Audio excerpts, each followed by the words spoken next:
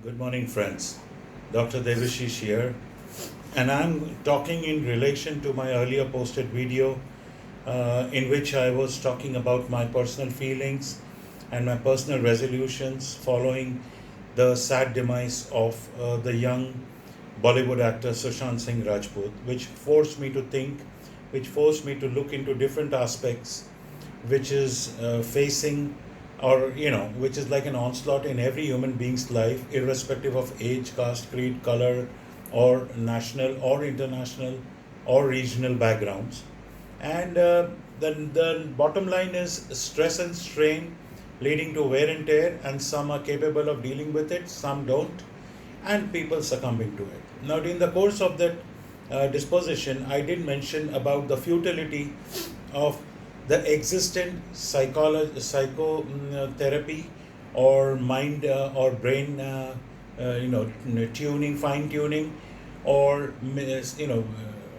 programmed realization of the individual, of his inherent weaknesses, of his uncertainties, of his concerns, and trying to combat them or overcome them successfully. Now, when I made those statements, I definitely wasn't trying to cast aspersion on the the bandwagon of psychiatrists, psychotherapists, counselors, strategic or thinkers, or people involved in the mental fine tuning and the mental reconditioning process.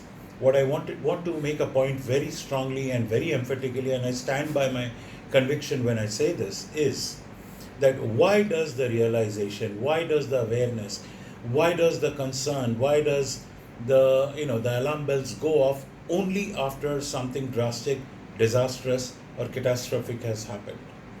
Now, obviously, this young man or many other people, irrespective of age and sex and gender and backgrounds, whenever they commit suicide, then the vicinity or the environment wakes up in like a knee-jerk response and starts talking about the humongous stress, the tall spires of tensions, the extremely difficult, almost non-negotiable situations in the life. Why don't people believe in the fact that prevention is better than cure? Now we keep talking. We are blasted with thousands of webinars, thousands of before the corona era, thousands of conferences, workshops, books, literatures, magazine articles, journal presentations, and the whole gamut of it. Everybody talks. There are some people who say depression is treatable. But honestly, I have yet to come across more than a handful of people who have successfully combated their depression. And if they have, it is because they had the firm, resolute thought process growing or inculcating within themselves that I have got to give my life and myself a second chance. Now, my question or my premise is very simple: that why do we wait for a calamity to happen and then we jump into the pond to rescue the people? Why can't we build up enough number of successful scaffolds, successful sentinel checkposts, successful team of people who are sharp, agile, alert, and visually very very sensitive to picking up these potential people or potential human beings in our environment who they feel or who they comprehend need to be identified, approached, spoken to, and amalgamated into the mainstream of life. Because you see, one thing is very common amongst all these people who decide to end their life suddenly and abruptly. These are people who have failed to conform to the mainstream of life.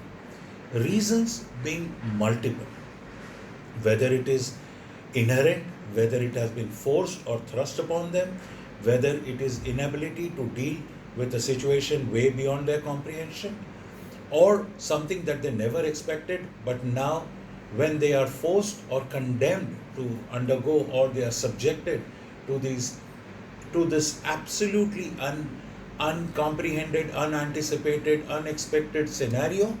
They buckle under pressure. Their hopes give way to despair. Their ambition, their confidence, and their willpower to overcome somewhere falls short of the overbearing and the overwhelming feeling that I cannot succeed, I cannot pull myself out of this trench. And so finally, they sink into the pit where the easiest way out is to escape another day of breathing alive and suffering the drudgery and the pain. Now, this is where I believe that if the human race is to really be salvaged, is to really to be helped, especially the weaker numbers or members of the human population, who I won't say are mentally compromised, but I would say mentally, either I could use the word which may sound harsh to some as partially challenged, or who are not strong enough to deal with the adversities of life, because everybody has to deal with adversities of life, big or small, anticipated or unexpected. But some may lack the wattage in their bulbs of enlightenment, self-motivation and self-awareness, and the ability to face up to those adversities. So, my dear friends, we just don't need a lone psychiatrist or counselors or psychotherapists. We need to be good human beings ourselves, each and every one of us, because eventually, yes, I agree that medications or different kinds of feedback mechanisms, or the bottom line of even psychotherapy is that you get a professional, well trained, very skilled, very smart, and very well adept listening person to listen to your issues, try to open out the knots of your thoughts, to straighten out your twists and turns and curls and whirls of your mind, and help you to straighten things out and help you to see things in a clearer perspective. If that much is done, then rest you can figure out things for yourself. The usage of medications or drugs is basically to kind of pharmaceutically calm your mind, give you good amount of sleep, relax, or kind of partially sedate your troubled, agitated, irritated brain, so that if you are able to physically rest for good amounts of time, your brain starts gradually accepting, thinking, logically processing, and finding solutions. Because at the end of the day, you yourself have to find solutions to your problems. Whether a medico, a psychiatrist, or a therapist, or a counselor is only going to act as a catalyst in helping you unravel your own mysteries and sort them out for yourself.